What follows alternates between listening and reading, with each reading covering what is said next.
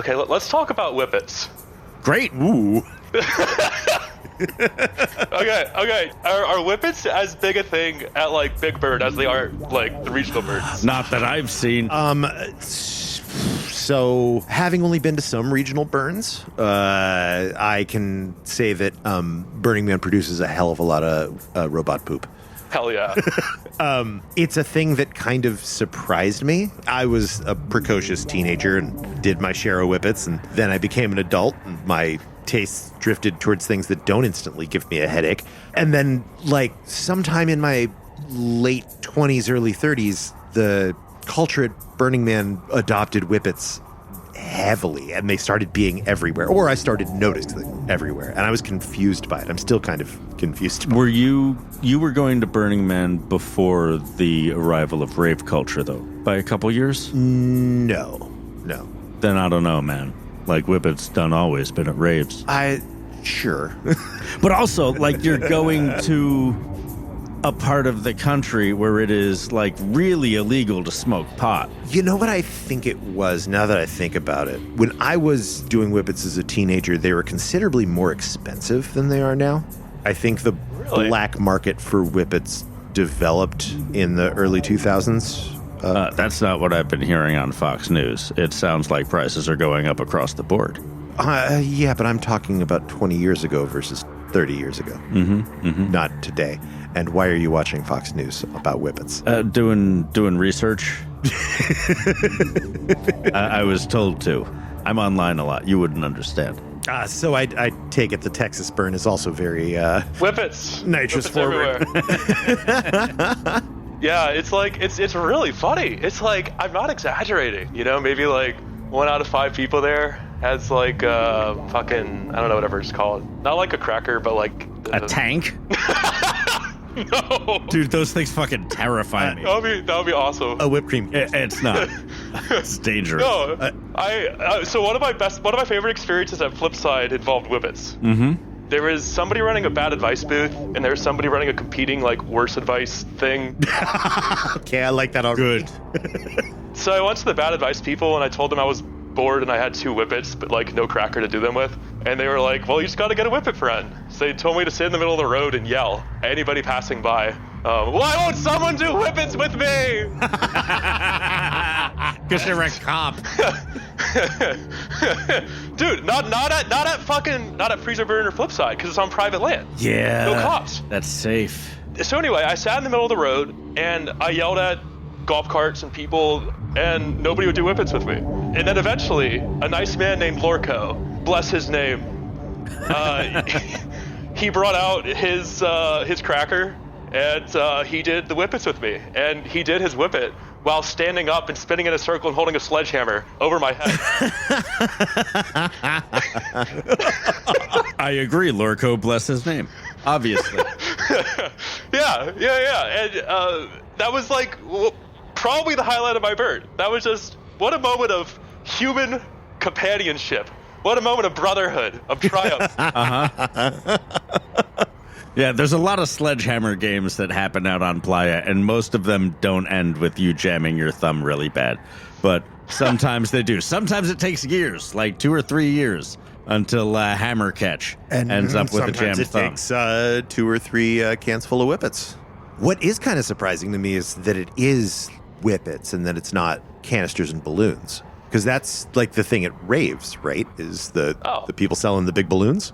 I haven't seen anybody with balloons. I don't go to a lot of raves. No, I don't really go to a lot of raves either. But at the 2 burns that I went to, like I didn't see balloons. I saw people with like the whipped cream dispensers. That's the name.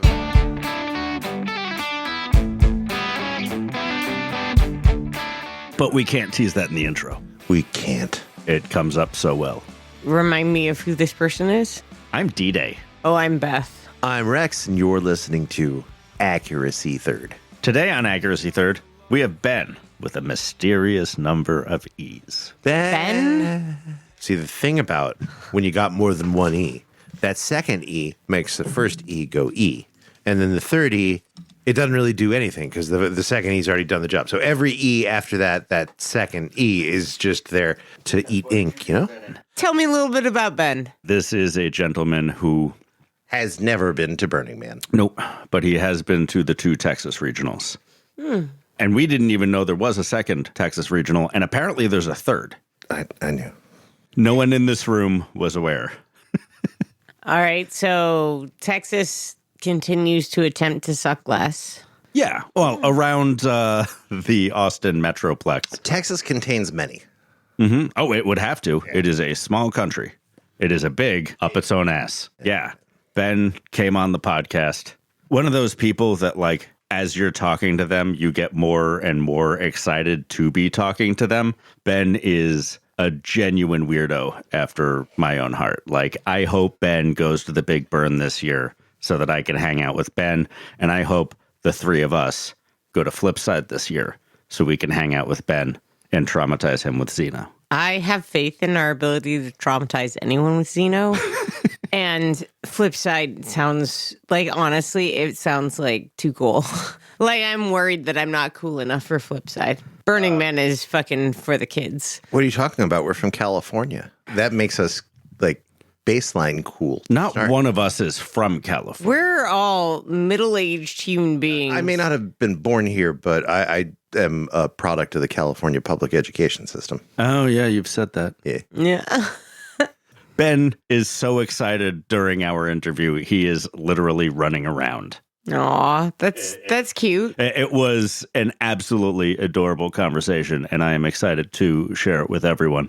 I do see, like, where the two of you vibe. You're going to destroy something together. I hope so. Yeah. And he's younger than me and seems to have a bit more energy, so that'll balance out. Mm-hmm. I've Oh. definitely got endurance, though. That's how balance works. Yeah, and you got that old man strength. That older man strength. The skin is still pretty taut. Oh yeah? Yeah. That man could lift a car off of his grade school student if needed. Sure. Yeah. Yeah. I mean, I'll blow out my back. And shit my nuts out my nuts, it seems. Well, one of them. The thing that I really liked about Ben is the thing I often really like about interviewing people who go to regionals and haven't been to the Big Burn, and that's that the culture is just as potent a dose of Kool-Aid without having to come to the big dusty thing. I don't think they're thinking about it the same way that people at the Big Burn do, because the Big Burn casts in stark relief the amount of buy-in of so many people around you. Mm-hmm. And if you're going to a regional of just like many hundred to several thousand people, I think it's more like it's like a fucking street party. I went to regionals before I went to the Big Burn, and it helped me tremendously to figure out what the fuck was going on.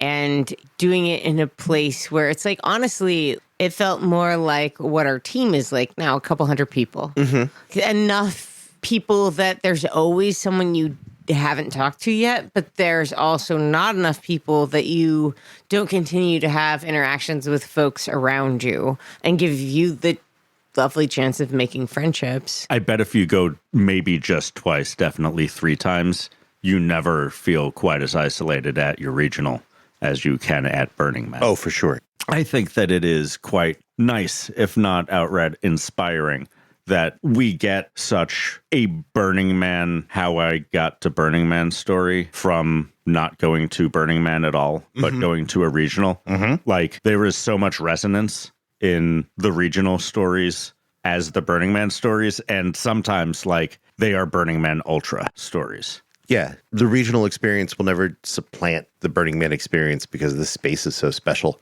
But the culture creates different kinds of magic wherever it shows up. And different spaces have a lot to bring to the table. And different sizes of events have a lot to bring to the table. Sometimes spaces suck. Yep. It's almost like the place where the Big Burn happens is a really dumb, difficult place. Some places are pretty rad. The place where Synergy was when we went, I don't know if it's there anymore, but that was a great spot. Yeah, nothing like wandering up and down like sand hills with barbed wire just laying on the ground around and cesspools just hanging out. Well, the cesspools aren't great, but I do like the barbed wire and sand. They weren't cesspools. They were just agricultural drainage. They were That's definitely a not great. place you wanted to rip apart your skin on accidental barbed wire and fall into a sitting pool of water in the middle of the desert. Yeah, you didn't want to fall down into those puddles. Cesspools. Yeah, that's going to happen, But- though. It is. It's not like the water spray trucks that you could avoid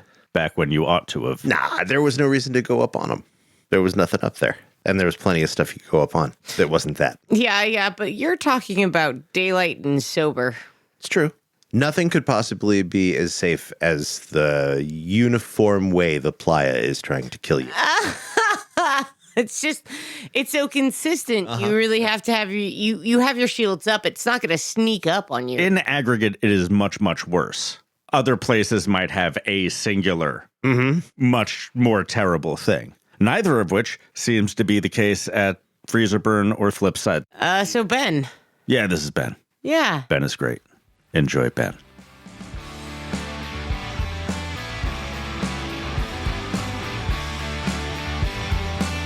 Welcome. Thanks for calling in.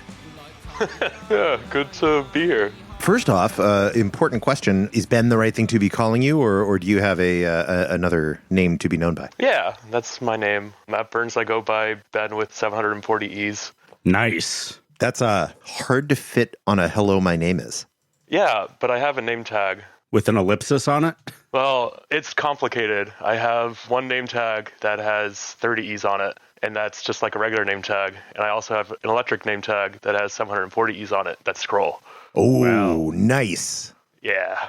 That is solid. Yeah, it's a lot of fun. It's a pretty good solution to telling people what your name is in one of Yes. the many dance parties or other loud spaces out there.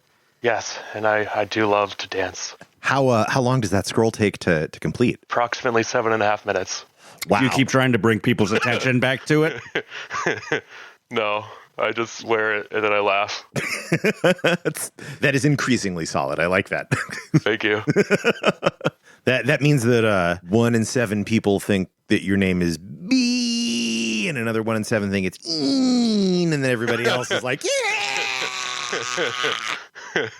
Precisely.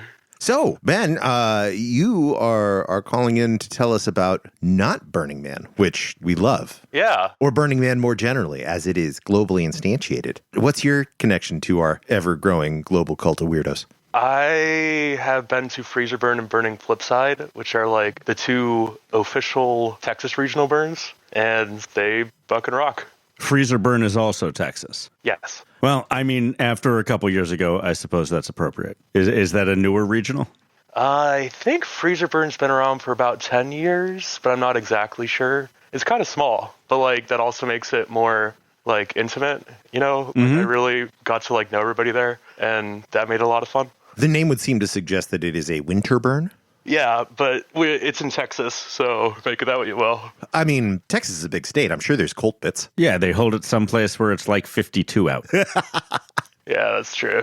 So how old were you, and what were you doing when you found out about Burning Man culture for the first time? Well, I was probably around 24 or 25. I went on a date with a girl from Hinge, and she was really cool, and she told me about Loveburn, and then I was like, oh, whoa, I didn't know regional burns existed. And that's how I got interested in regional burns. I guess I had heard about Burning Man, like, before that, but it wasn't on my radar because, like, Burning Man's so fucking hard to get to. Yeah, everything's hard to get to from Texas. No, well, also, even when I lived in Florida. Oh, it's especially hard to get to from Florida.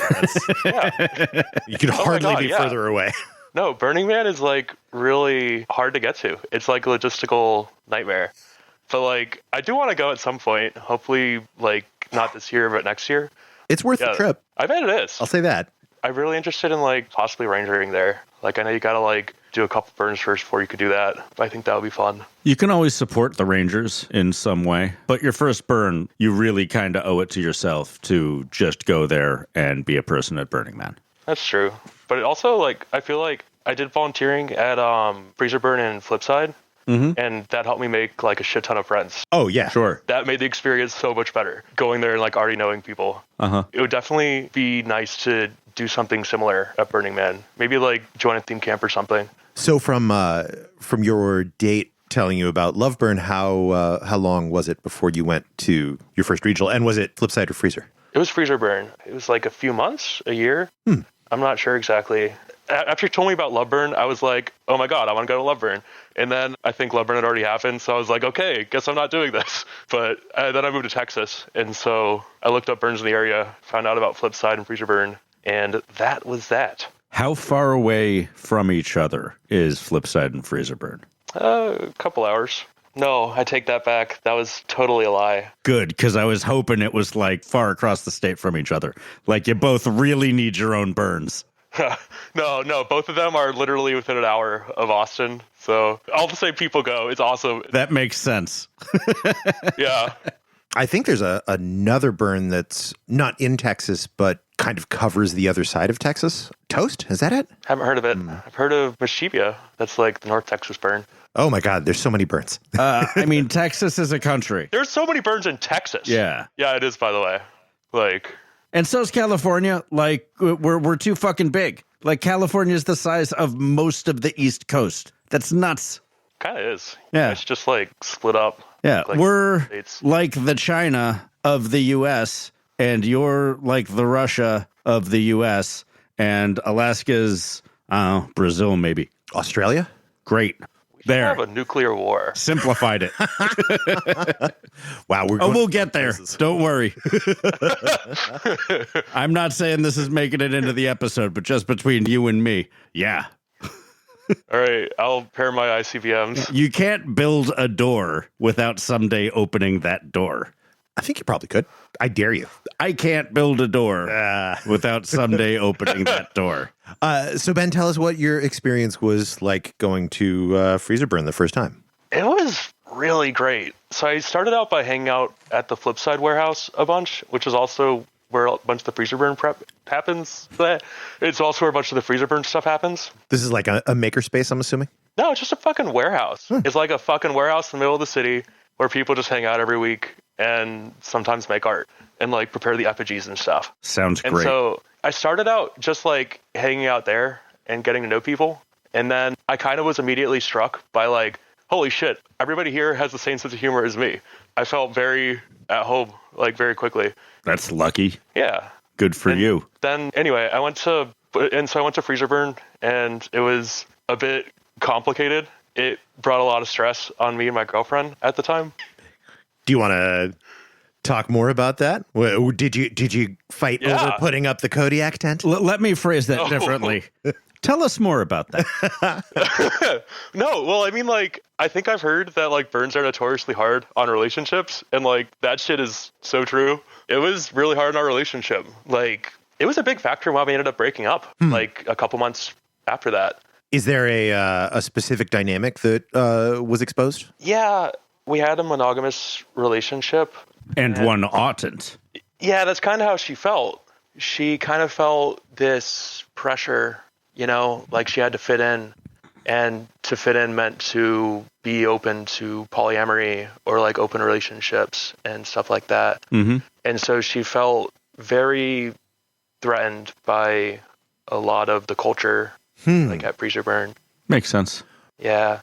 Was that side of the culture something that was speaking to you? Yeah, it was. And that's also part of it, right? You know, like, you know, I was faithful to her. You know, I never cheated on her. But we were both kind of like, I don't know. It's complicated. It's complicated, man. Oh, Sure. very. And you know, this is not a relationships show. You don't have to It nearly was. spill all your guts. We almost got there. Yeah, but that poly dynamic is complicated in and outside of our culture when it creeps into an existing monogamous relationship. It was always a thing I was okay with, even before I really knew what it was.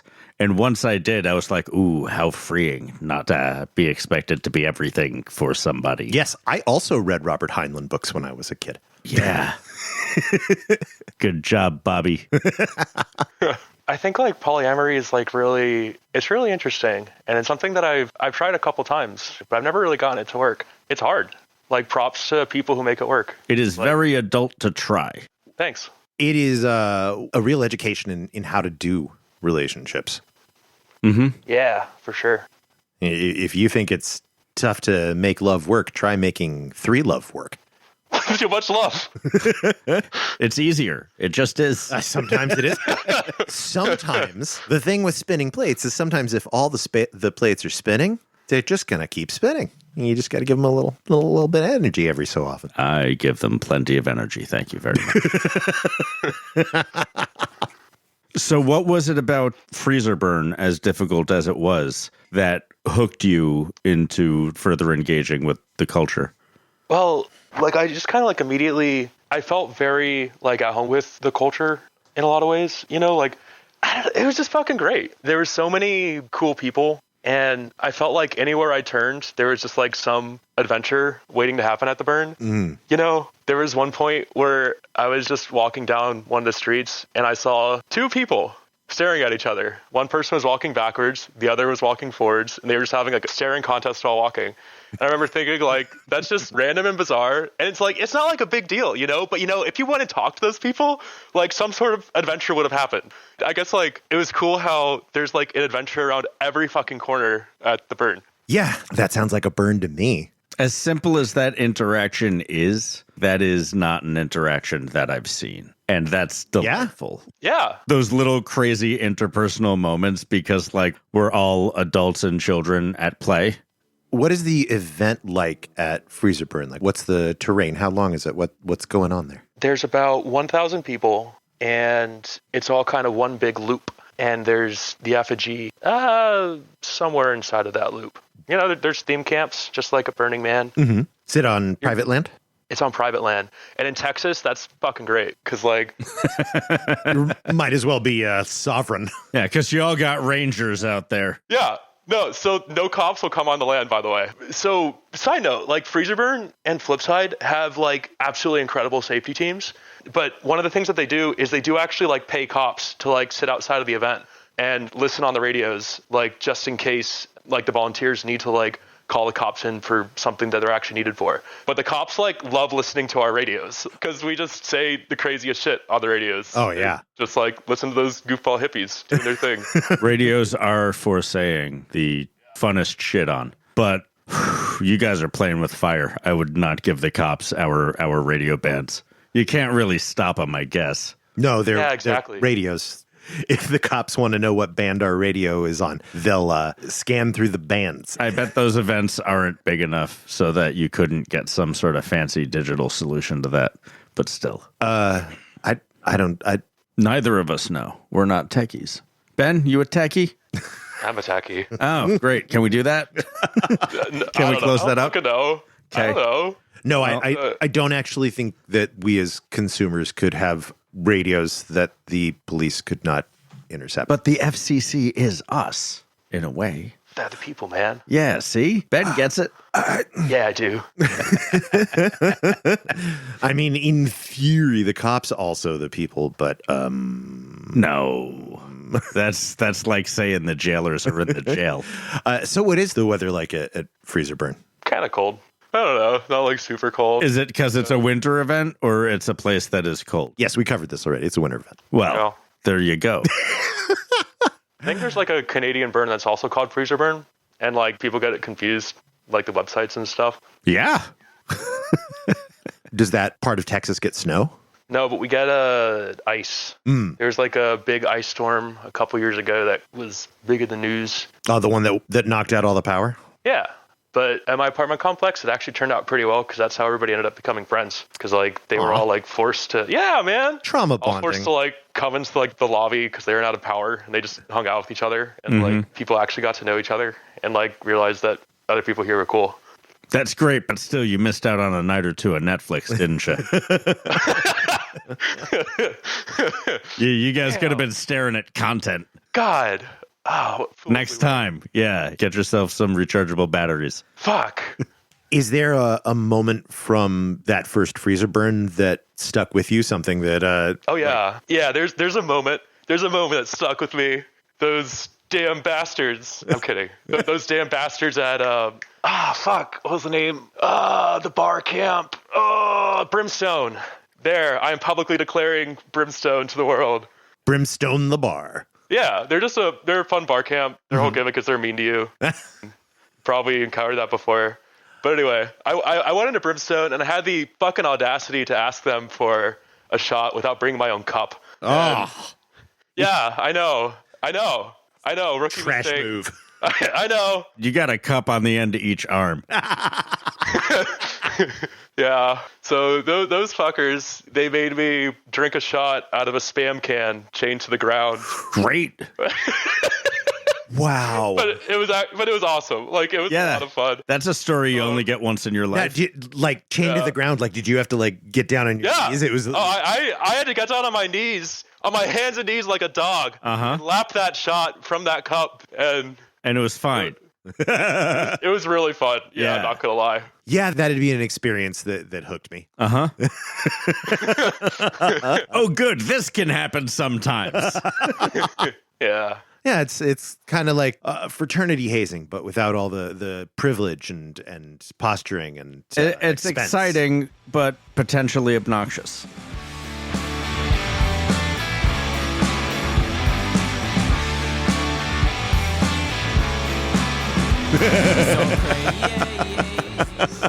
So Ben, Yes.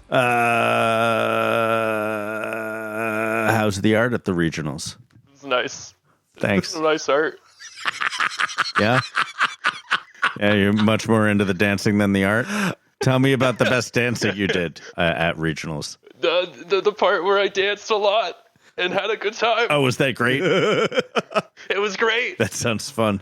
It was. So here's the question I'm going to ask about art. I've been to a couple of regionals, and there's always art there, but it always seems to be sort of secondary. Like the thing is the camps and the little bars they set up and the various little social scenes that you find at the camps. The Big Burn is kind of different in that aspect. The art is aggressively everywhere. Good. Oh. How would you rate your two little Texas burns, your big old Texas burn and your little Texas burn, in that aspect? Is art a big feature of Flipside and Freezerburn? There was some art, but I would say I'd agree with what you said about it being less of a focus. Yeah, like I definitely wasn't going around the burns looking for art. Like, I was looking for wacky adventures to get into. So you get into any wacky adventures? Yeah. Somebody was running low-stakes poker, and I gambled away my banana hammock. Did they give you a banana hammock upon entering, or you came with your own? So, one of my comrades at Fuck You Telecom had won the banana hammock previously, and he let me wager it, and I lost it. I had to go back home empty-handed. That's poker stuff right there. So where did your banana sleep for the rest of the event? Just out of the open a lot of the time. Well, it is on private land, so. Oh my god, yeah. There was like so much nudity at Flipside and Freezerburn. It was a lot of fun. Yeah, it's pretty cool to have like a whole bunch of just non-sexual bare bodies around you, like people being people. And then sometimes very sexual bare bodies around you and being like, oh, that's cute. It's not even shocking. It's just like, oh, look at you two. You couldn't keep your parts out of each other. That's delightful. Both are nice in their own way. So, yeah, there was low-stakes poker. That's how I won my 2 whippets that I did with Lorco. I guess there was all the Fuck You Telecom stuff. Tell us all about Fuck You Telecom. It's awesome. What is the whole deal there? So Fuck You Telecom is an art thing that is run by a guy named Dale, our fearless leader. And anyway, the whole premise is like we set up a telecom company at the burn. So we set up like phones at everybody's camps, like the theme camps, and people could call each other and like prank call each other and shit like that. And then the best part is Like old school style with wires? No, it's like a Wi-Fi mesh network thing. But they still have people like rolling out spools of yarn as if it's cable. At a couple points. That would be really funny. Run like Cables at a couple points. like high tension wires that are just yarn. Yep. Glue a piece of felt onto their wall, tell them it's a router. All right, I'm in. So we're doing this next year? Hell yeah. Great. Just sign up. So you're like providing a practical utility at the burn for people. Yeah, but basically only to like the Rangers. They're the only people who like use it for anything that's actually related to like safety. Everybody else is just using it for fun. Oh, yeah. Fun is a utility. I mean, Hell yeah. making something that the Rangers use is impressive. That's a feather in your cap. Ranger approved. Wow. Yeah, maybe you should come to Burning Man and be a ranger. Yeah, I did a ranger shift at Flipside, and it was a lot of fun. I also did a couple sanctuary shifts at Freezerburn, but those were less fun. Yeah. Yeah, that's a lot of emotional labor. Yeah, I used to volunteer at the suicide hotline way back when, and I used to want to be a psychologist. So I was like, this mental health shit, that's my jam. Yeah. But then I kind of did it, and I'm not going to lie, I got kind of bored. Yeah, it's a lot less exciting than you kind of picture in your head. Mostly it's just like telling this high kid the same thing over and over again. No, you're going to be fine. You took some drugs. So you're just going to wear off in a few hours. No, just sit down. No, just sit down. Yeah. Sit down. You're going to want a blanket. It's cold. But much love to my sanctuary friends. They're doing good work. I just don't want to do it myself. Sure. The people to whom it calls are the kindest goddamn folks. They're like nurses for our bad brains. Hell yeah. People who are interested in living in the moment, I expect.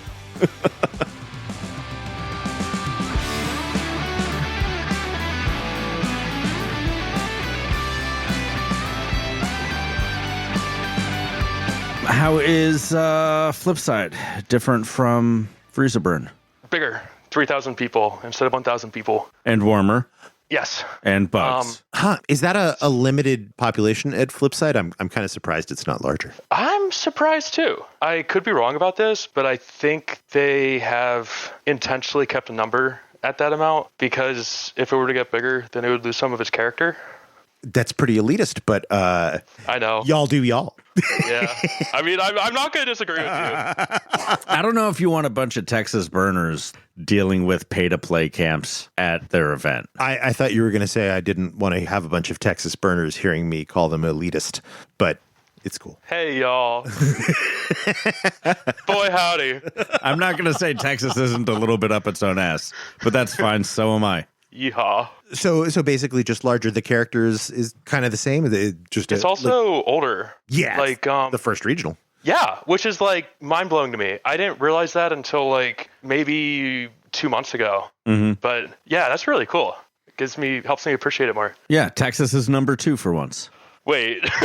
Wait. Oh, you did not just say that. No. Oh my God. So you went this last year to Flipside. Yeah, I went this year. Did you happen to run into Zeno? No, but I do listen to this show. Congratulations. I mean, I assume so. Yeah. And I listened to you guys' episode about burning Flipside. And so I knew that Zeno might be coming. But no, I didn't run into him. Well, next year, Zeno and potentially all the rest of us. I have to go because I didn't go this year. Yeah, he was supposed to go this year. I made a promise, and I have to fulfill that promise. But the rest of y'all should go too. I'm willing to deal with Texas. Yeah, that's like the decision I've been wrestling with is Flipside or Loveburn. And man, I've been to Florida. I've been to Texas. I don't necessarily want to go to either state.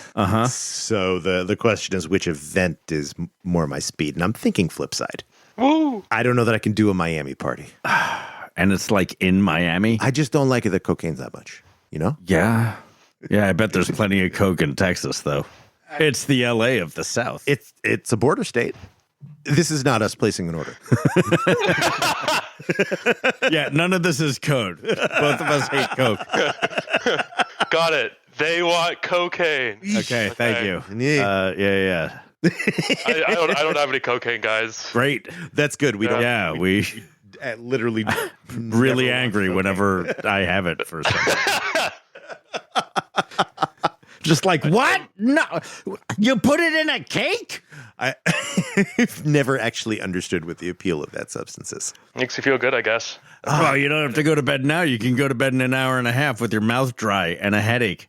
Coffee is delicious, is the thing. Yeah, but this baggie is right underneath your nose. I'm not saying I turn it down when it's offered, but I'm only being polite. Yeah, I'm just like, nah, you got any Oreos? No, you're not. You're like, give me that, and then you swallow it. Once, but that was a mistake. And will I ever let you live it down? No, you oughtn't. No, that's like one of the most legendary blunders I've made in my life, and no one can know. So, Ben, what is your hardest time at a burn? I have a lot of social anxiety, although it's gotten a lot better from going to therapy. Mm-hmm. So I guess my hardest time is it's a lot, man. It's just a lot of social shit all at once. A lot of crazy social dynamics that you don't normally have, like in the outside world. Mm-hmm. And it can be a bit overwhelming. Agreed. Was there a specific moment that stands out where you had to go hide? The only time I've had to go hide was when I got too stoned at Flipside, and then I had to go to Sanctuary. And then those very nice Sanctuary people helped me a lot, and it was very nice. Oh, did you get it too big an edible? No, it was just regular weed. Wow, you smoked yourself to Sanctuary. Yeah, it doesn't take much. Weed makes me anxious when I do too much.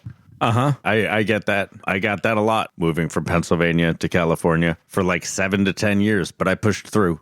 And then he met me, and now he's a casual dope head with the best of them. Good job. Yeah, Rex is an enabler. Good shit, Rex. Only with pot. It's not my fault that I self-medicate with something that's so nice and delicious. So other things about your regionals or Burning Man culture in Texas. Where are you in Texas? Are you in Austin? I'm in Austin. Sounds pretty great down there. It's fucking awesome. I actually genuinely love Austin. This city is really great, and I'm pretty glad to live here. It's like the Portland of Texas. Yeah, call it that. Yeah, I mean, they have matching stickers. We do? Yeah, there is a Keep Portland Weird campaign that is identical to the Keep Austin Weird campaign. Well, that's just adorable. Yeah, everybody loves their small local businesses. Yeah. So, Ben, Yeah. how'd you get your playa name? Oh, man. There's kind of a lot that went into that. Uh-huh. Okay.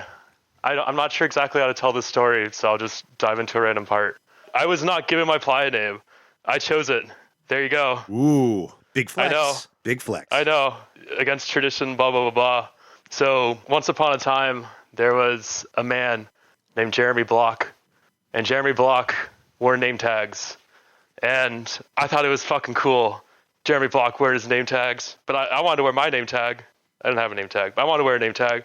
But I couldn't because I was Jeremy Block's territory. And I couldn't wear a name tag when Jeremy Block was wearing name tags. Let me pause here and get a little bit of color. Did Jeremy Block always wear a name tag that said Jeremy Block? Yes, he did. But did he have a variety of these name tags? No. So it's just the one Jeremy Block name tag and he wore it always? Yes. Cool. Okay. Please continue. Anyway, so I got to Texas, and I was like, Jeremy Block's not here. Now I can get a name tag. So I made a name tag that said my name on it, and it was great. And then as a joke, I made a name tag with Ben with 30 E's, and then, I don't know, then it became a whole thing. That's great. I was joking when I asked how you got your playa name, but I'm thrilled there's an actual story. Yeah, and that's the short version. So the 30 E's was a physical name tag. Yeah. And then you went digital. Yeah. And just went all in. Yeah, and that's how I got 740 E's. It's a lot of E's. Not enough. Well, they got these real anime masks that I saw on Amazon. They've got an LED screen for the eyes on some of them, and maybe you can get 1,000 characters in that one. I don't know. Fuck yeah. Are you maxing out the character limit with your 700 some? Sounds Originally, like it. Yeah. Is it 698 E's because you're using the B and the N as well?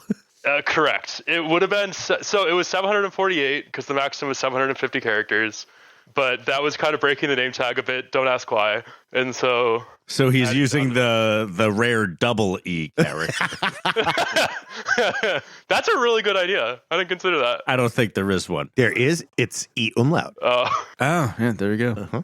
You just gave me a good idea. Thanks. I could set up some sort of triple E situation. Yeah, I find that if you just shout out whatever nonsense pops into your head right after it pops into your head, 10% of that is gold.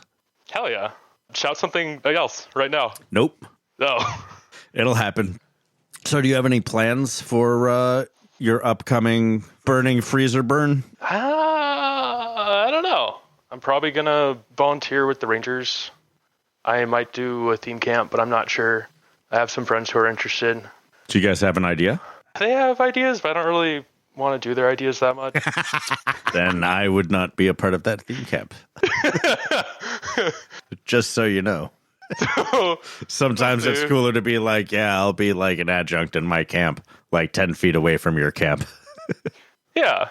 When you do ranger shifts out there, do you go through the full like day-long ranger training? Yeah. It's not like an entire day, but yeah. And I've only done one ranger shift. That training is some of my favorite training I've ever done. I'm actually doing it again this year just to do it. I'm not even pulling ranger shifts. Wait, seriously? Yeah. Is that like the one in Texas? No, I'm doing one here in SF. Oh, gotcha. Yeah, I've heard it said that like the safety training weekends are like the best birds. And there's some truth to that. It's a lot of fun. Yeah, there's some really incredible opportunities to learn real cool life skills at Burning Man. Yeah. At some point, I'll get OSHA certified, I'm sure. Well, have fun with that. I don't wait till you learn about all the toe guards. I had to check some OSHA shit very recently to find out how far it is safe to fall without any kind of protection. Without a harness? 6 feet. Uh-huh. 6 feet is the limit at which point you need to have a harness. Oh, yeah. Like those fucking metal stairs with the wheels and the 4 feet. Like, that's about it. Man, I have taken so many longer than 6 feet falls at Burning Man. Oh, yeah. Yeah? Yeah. Really? Oh, yeah. Yeah. The first time I fell off the top of a ladder was at Burning Man. Wow. Yeah. Sucked.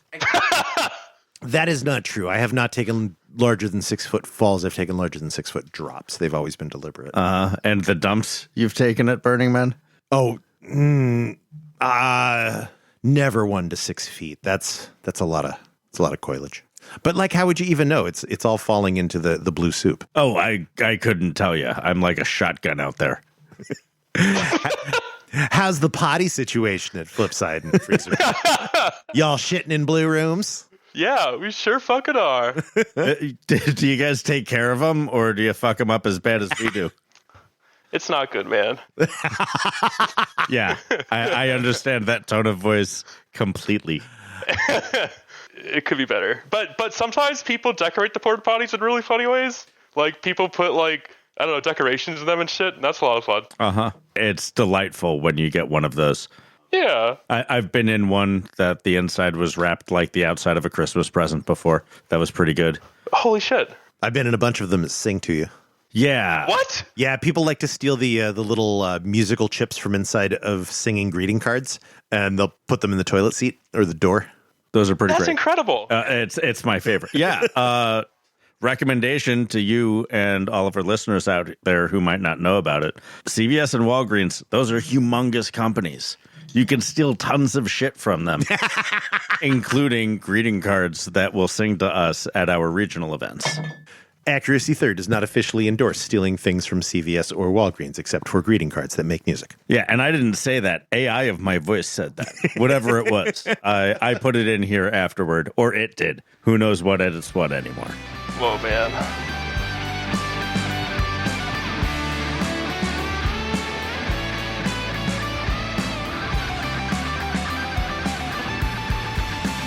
Ben, how prevalent are the 10 principles in the Texas regionals? Are they in people's awareness? Is it something that is a topic?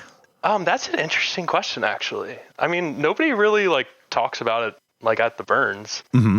Like, I think the 10 principles exist. They're inside the survival guides. But, I don't know. I guess we kind of, like, live by them, but nobody talks about them.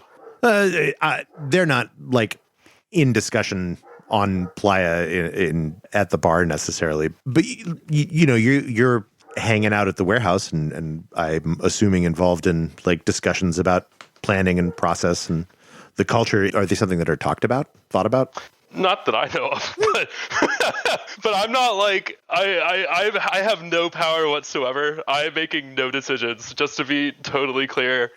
That's fine. This is about getting your perspective, and it's interesting. I'm interested in how the various features of this culture manifest in the places that this culture manifests. Because, like, we've spoken to people from the Australian regionals, and the 10 principles framework was really important in their thinking and their discourse. But I think, especially with Flipside being the first regional and kind of its own thing, it wouldn't surprise me if the culture just sort of persists on its own and doesn't feel the need to glom on to our framework. Larry's hat shades many eyes. I think one of the ways that the 10 principles actually does happen at Flipside, though, is that Moop is vile and must be destroyed. Yes. So it is a solid leave no trace event. Oh, absolutely. Yeah, Freezerburn and Flipside are both incredibly leave no trace, and I think that's really cool. Yeah, I do too. We talk about the 10 principles like being in tension with each other. Like, you know, you got to be radically self-reliant, but you also got to do civic involvement, and like how both those things. But leave no trace is leave no trace. There's no all of the principles exist in a gunny sack of leave no trace. Oh, I like that. So we can drown them all in a river. If one has to. No! Before I was involved in the org, I'm not even sure I was aware that there were 10 principles, and I am a dumbass of some renown. But I was always aware of leave no trace and safety third. And I thought like those were the principles of the event. And radical self-reliance. Like there are 3 tenets of this event. Deal with your shit. If you drop your shit, deal with your shit. And like, you might die. You might die. You probably won't. Okay, radical self-reliance. Like, I think that's the other one that's like actually very visible here. People do talk about radical self-reliance a lot. Well, it is Texas. Yeah. It's important to me as a Pennsylvanian. Yeehaw, boy howdy. Speaking of you might die, have you seen any horrific shit at a regional in Texas? I haven't actually seen gory accidents. Well, that's good. People are fucking safe out here, man. Well, safe. In a sense. Safe is a negotiable concept. Yeah, y'all driving 3-wheelers around at Freezerburn? No. But we All do have right. art cars, and the art cars are fun. What is your favorite art car?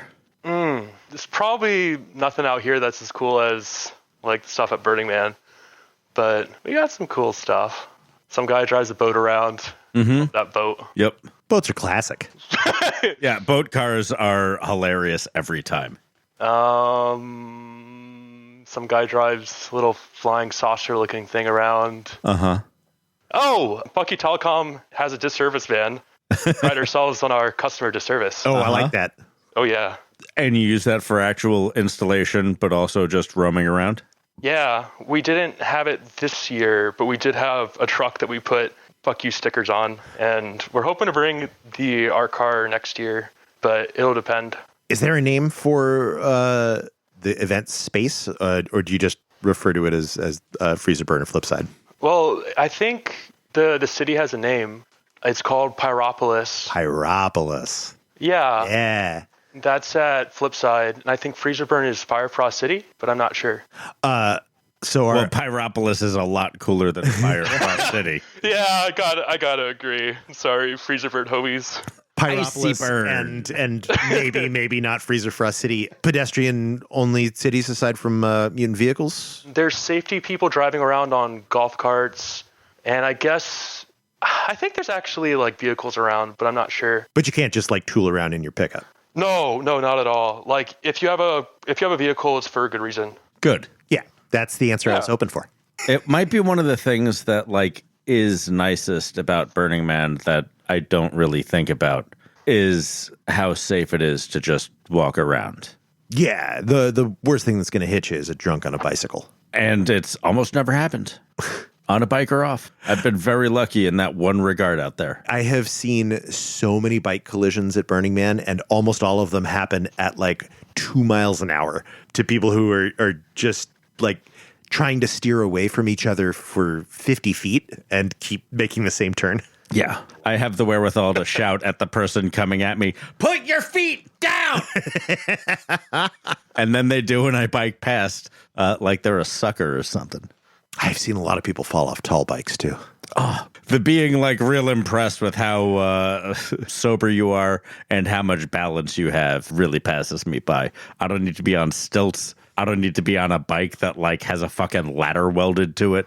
I don't need to be on one wheel or a motorized thing. I've got a bicycle. I can go fast enough. Dayenu.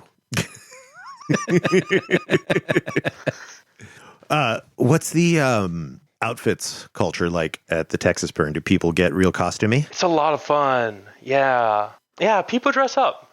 Like, I don't know. I can't really give examples, but... Do you have a fancy costume for when you dance? Nah, I just got fun pants.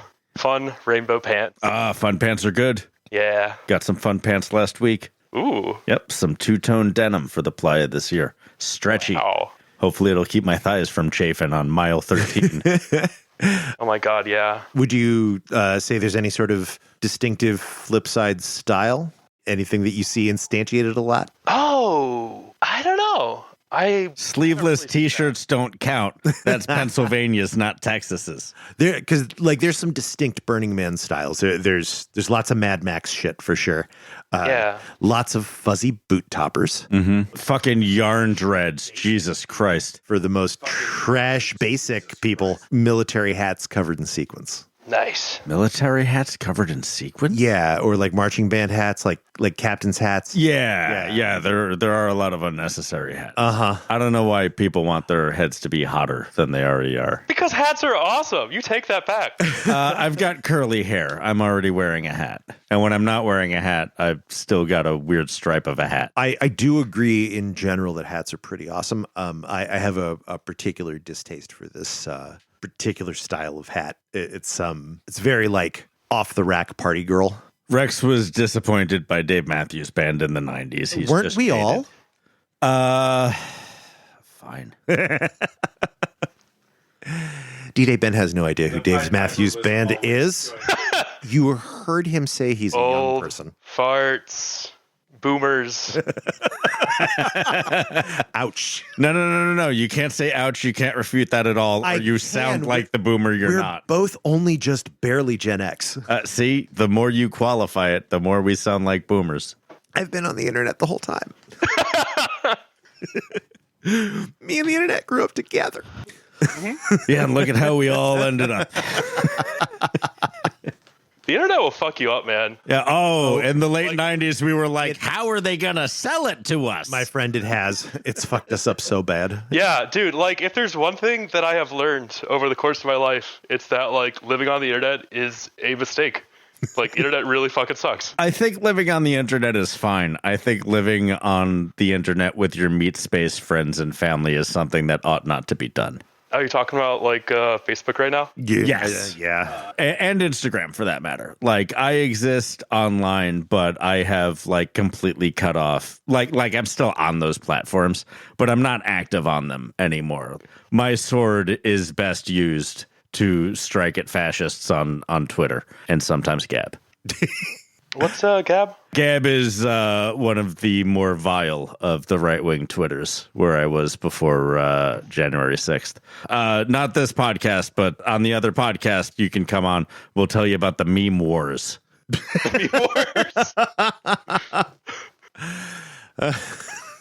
Lieutenant Poster, second class D-Day. Yeah. I'm a shouteteer. I'm not a sniper or anything, but you say anything fascist, I'm like, you're a fucking fascist. And they're like, you leftists call everything fascist. And I'm like, yeah, especially that fascist, I'm going to kill people shit. Man, I resisted getting on Instagram for so long because I didn't understand why I would want to just like see pictures my friends took out of context. It was like a downgrade from Facebook. And then finally I got on and paid little attention to it, and now I see nobody that I know on it. It's just like ads and Alex Gray paintings. And you can't click on any of those ads because all of those clothes are made out of tissue paper. Yeah, and they come in very strange sizes. Mm-hmm. I got a pair of pants, Ben, that came without a button. What? Yep. Like, as a teen of the 90s, I like my cargo pants. And when I see some, like, real balloony pants that look like they're made out of green military khakis with like big pockets on the side. I'm susceptible to that, and apparently Instagram knows it. And when you get them, they come apart in your hands at the seams, and they don't have a button on them. No. I bought a jumpsuit that was just like a plain jumpsuit. Like, oh, I need a jumpsuit. That was for somebody who was 6'4" with a 30-inch waist. But you're thinking about maybe coming to the Big Burn next year, eh? Yeah, that's the plan. A couple of my friends are going too. And I think what I'm going to try doing is getting in with the theme camp, because I've heard you can't get tickets otherwise. Oh, that's not entirely true. There are lots of ways to get tickets. But getting in with the theme camp is great. Mm-hmm. There's lots of volunteer opportunities that can get you connected to a ticket. Really? Mm-hmm. Oh my God, so goddamn many. Every volunteer team needs volunteers. They're always understaffed. Yep. I thought you couldn't get a ticket from doing that, though. You can't expect to be gifted a ticket for any given volunteer role. There are lots of volunteer roles that eventually will get you a gifted ticket or a staff credential or something. But what most volunteer teams have access to is directed sale tickets. It's not a way to get a ticket for free, but it's a way to guarantee the ability to buy a ticket at list price or less. But I thought you couldn't even get a ticket guaranteed to be able to be bought, by volunteering at Burning Man. That's the thing at regionals, at least the regionals I go to. But I thought that couldn't happen at Burning. If you reach out last minute after all the tickets have been sold, the way that people do when the tickets have just sold out, and suddenly your inbox is inundated with several hundred people who are like, hey, I've always really wanted to volunteer for Burning Man. I'm wondering how I can do that and what I need to do to get a ticket to be able to get in. That's obnoxious. Yeah. But if you reach out in November. Hell yeah. That's good to know. There are lots of ways to get tickets. Even the Ticket Aid program is almost never fully subscribed to, which is amazing to me. Wow. And that's your homework, I guess. I'll find a way. And you could still find a way this year. It's getting close, but you still got 2 months. My plan is, I know, but I'm going to go on a trip to Mexico City around that time. That's pretty weak. Fuck you! Yeah, fair enough. Come on, you can get a sunburn in the runs in Nevada just as easily. I'd rather get my sunburn run in Mexico City. Thank you very much. You're fine. You're right. International travel comes first. No, honestly, I actually do think burns are more fun than international travel. And, there's a lot of incredible burns in the world. The big burn is a thing, but so are lots of the small burns. Yeah, I would love to go to Africa Burn. I hear it's getting really goddamn cool. Ooh. Sure. And then there's Nowhere in Spain, which is supposed to be the sexy one. Oh, I'm sure. The Spanish burn. My God. Uh-huh. That's what the international regional people tell me, that, that Nowhere is the orgy burn. Oh, good for them. Oh, there was one funny thing that happened. Yes. Flipside. One story relating to orgies. Speaking of orgies. So, fuck you, Telecom loves prigs. So we did spread a rumor that there would be an orgy at 12 a.m. on the final night and try to get people to show up. Cut this. Never mind, please. Don't use this story. All right. Well, that's the end of the episode. All right, you can use that story as long as, I don't know. Did the orgy actually happen, and that's why you don't? No! No, there was no orgy. Mm-hmm. Were you going to let your mom listen to this, and now you don't want your mom to know that you know about orgies? It's okay that she knows all about nitrous. Yeah. Yeah. Yeah, whatever I said about drugs, I don't know. Feel free to, I don't know. You have my voice. Oh, yeah. And we don't know where you work or what your real name is. Bean. Yeah, which is pretty good. Uh-huh. I'm actually glad about that. Yeah. Oh, yeah. We're not safe. I'm going to give all this to the cops. No. You guys are secretly narcs. No, we're thieves, not narcs. I mean, there's a reason we called our website burnernarc.com. Burnernarc.com. Oh. Your source for burner narc needs. I feel like there's some sort of interesting gimmick in there somewhere. Like bikini bottoms with a badge holder? Yeah, that could work. Light up sunglasses with built-in recording equipment? But then we're helping. Yeah. Well, but we can't record people without asking them ahead of time. Ben, we're cops. We're cops. We have a warrant for these sunglasses. They come with the warrant printed on the label. We don't, but who's going to believe you? A fucking junkie criminal? Dusted in cocaines? Yo, I really like Whippets. And we're out.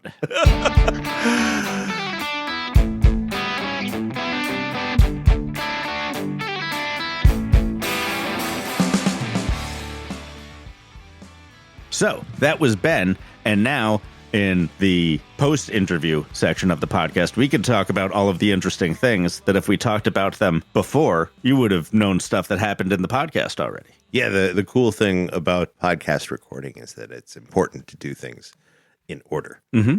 So one of the things that Ben mentioned that I find very compelling is that Flipside may be capped at 3,000 people. We definitely did no research to confirm or deny this claim. This claim. No, not at all. And still haven't? Nope. Thought about it when I was editing it. Decided I'd do enough work and stopped right there. What I did was write a fucking sentence under all caps outro. You know what? Anybody listening to this podcast knows what the title of this podcast is. Mm-hmm. And if you want to be shared in my Keeps app so you can see the notes that I make for the podcast and you would like to confirm things through research, reach out to us at accuracythird@gmail.com. Now, the idea of capping the event is a thing that we have talked about the Big Burn. But there's like a federal cap. There's a federal cap, but we could impose a non-capacity cap, A lower cap. cultural lower cap. That's an interesting prospect. How would they ever get away with it, though? No idea. Well, I mean, there were apparently extra tickets going around this year. Maybe that's a problem that solved itself. I mean, you make it really unappealing and losery, and suddenly it's not like all the rich people want to go there anymore. I am very much on the Burning Man is not cool anymore bandwagon. It has been so ostracizing. It is so annoying to mention it. My brother is just like, what the fuck you say about Burning Man to me since I started going in 2007. It's like it's never been cool. It's always been kind of dorky, but I wish it was less tech bro, rich asshole dorky and more like, theater camp dorky. Felt like it this year. Even if we were only down like 6,000 to 9,000 people, it felt clearer. Well, there were a lot fewer people any individual time you were on Playa. We drove right up to watch the burn happen in an art car. Sure, but before the catastrophe, I went out a couple nights and I don't know, maybe I was in a better place and wanted to be around more people, but it felt more vacant. Think about our hinky-dinky art walk, though. There was peoples everywhere. Mm-hmm. That was a populated playa. We had our bog standard experience of hiking towards bike lights. We got them. It's neat that regionals happen.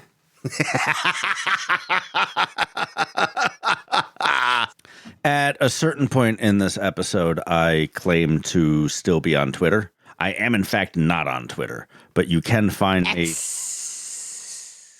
I am not on the website formerly known as X, now reknown as Twitter. Really? No.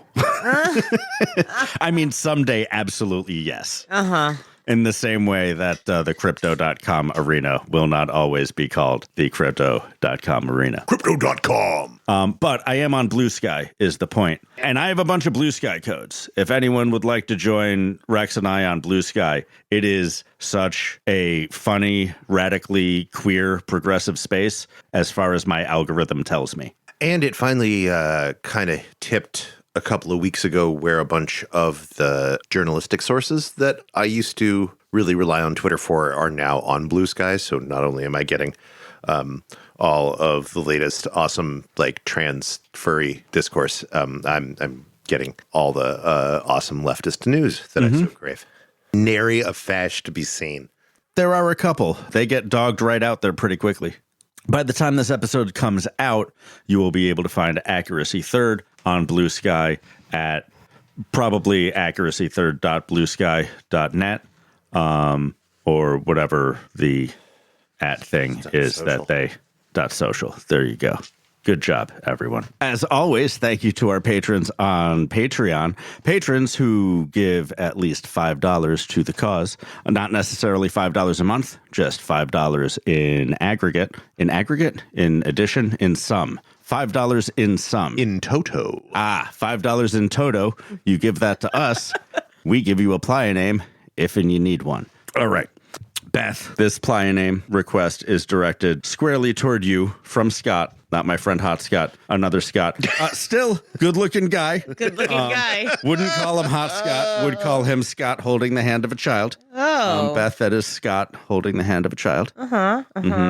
Looks like, that sort of vested, wearing shorts, burner guy. A little bit of a neckerchief there. Little kid on his hand. His most embarrassing playa moment is passing out while running into the dance floor with a whippet can in his hand.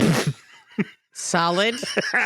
That is, in fact, embarrassing. Good job, Scott. And Scott's playa names that didn't stick is Ground Score. He says it's too new.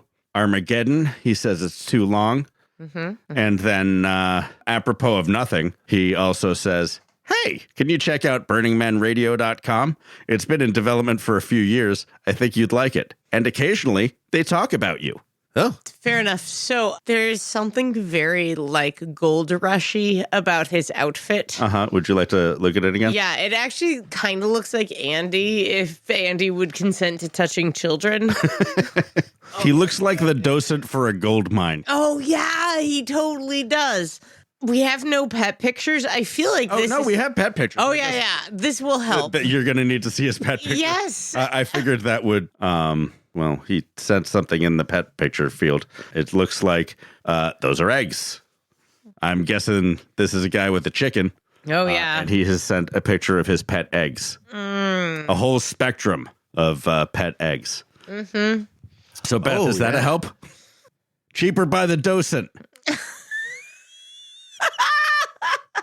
I think it's a little wordy, but I don't hate it. Yeah, if he thinks Armageddon is too long. Yeah.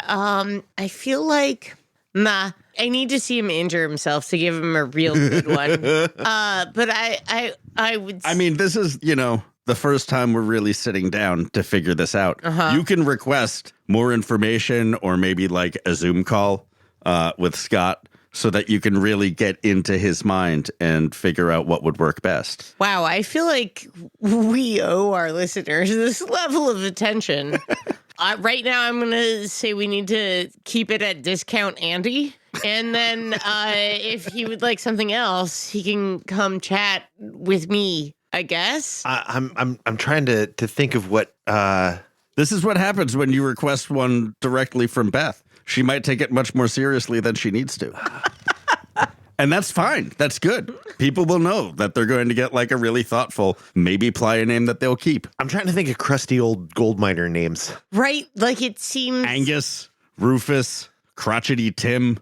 Yosemite. There's he really does look like he's about to start panning for gold. What was the name of the park ranger with Yogi Bear? Ranger Smith. Nope. Stupid playa. Terrible name. Why wasn't Hanna-Barbera funnier? There was a really successful gold miner on Hannah Deadwood. Montana. Hannah Montana. I know that doesn't work. Deadwood. It's shorter than Armageddon. Yeah, and it's clearer. Or Motherlode. I mean, Scott, if you don't want to Donner accept Party.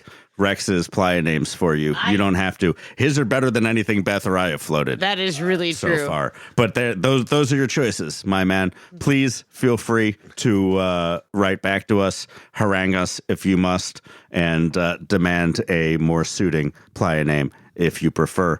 Thank you so much for being a patron of this podcast and helping all of our listeners listen to shit like this. I feel like there's someone who deserves Donner Party more. If you are a listener, consider becoming a patron. That would be rad. But if you are a listener who is someone or knows someone who really deserves the playa name Donner Party, please reach out to us and tell us why. I think anybody who deserves the name Donner Party should not get that playa name. That's bad. That's How would you earn that? It's not good. Yeah, have Couple you not, too many bath salts, Rex. Have you not seen the eyes? Have you not seen the eyes? Oh, actually, you know who would really deserve that is somebody who's got like a real biter fetish. Could be. Someone with You dead hope. eyes. You got somebody Like a doll's eyes. somebody who comes back from a date with big old bite marks all over them, and you just start calling their partner Donner Party. Or you could call them Donner Party. The real move there is you call the biter Donner Party and the other one Dinner Party. He's not wrong. I don't know if it's a terrible. pun, but it rhymes. I'm on a It- goddamn roll tonight. It is not good on the radio.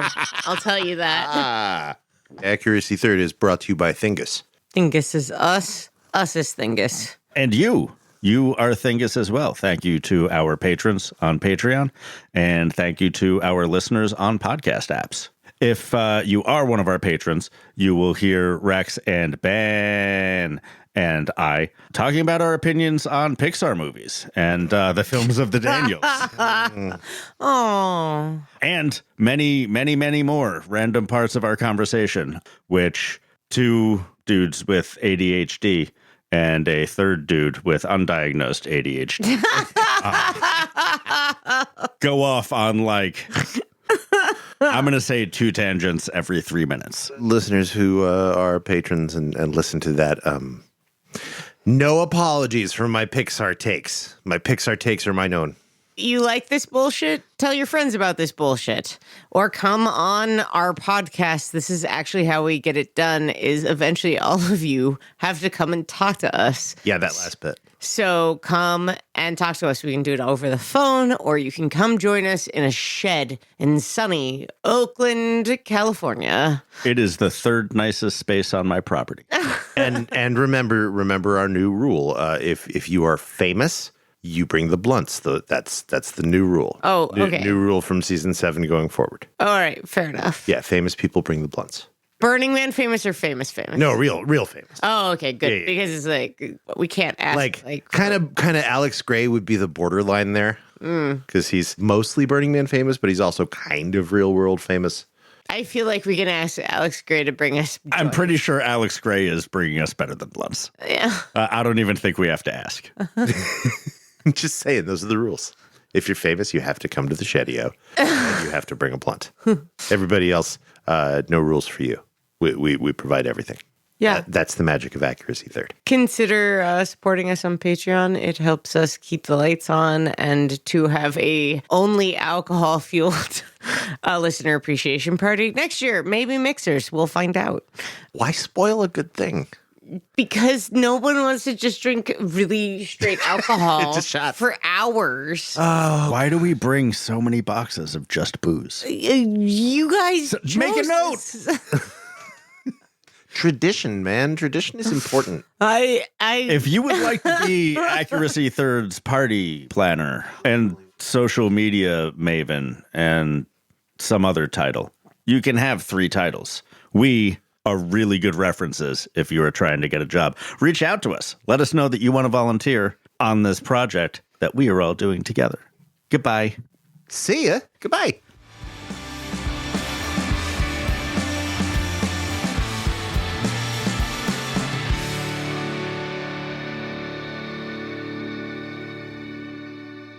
You know what I'm doing right now while we talk? Riding a bike. I am running around in circles in my room. Well, kind of pacing, I guess. Do you have ADHD? I have ADHD. Oh, not diagnosed. I don't know. I'm good at focusing on shit, man. But I'm so fucking fidgety. Oh, it all works together, my man. It's different for everyone. But yeah, I can focus on something I don't need to do for hours. You should see the art I build instead of getting shit done that I need to get done. Wait, what art do you build? I do very weird multimedia sculpture stuff and paint and construct things and whatnot. He is, I would say, an assemblage artist. Yeah. I used to call it art crap.